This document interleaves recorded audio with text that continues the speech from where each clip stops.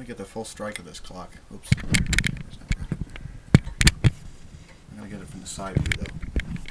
Hopefully I can get it right this time. Here, look and see.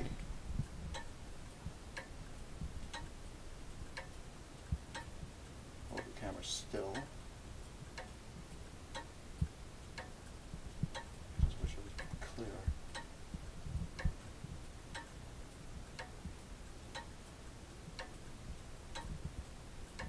And we'll show the hands completely.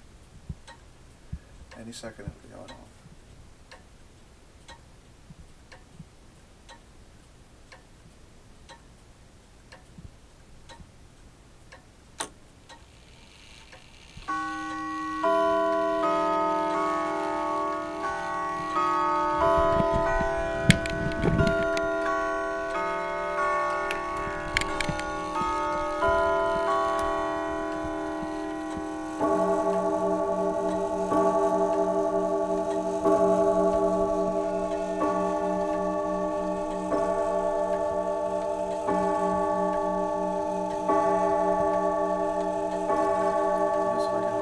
Still.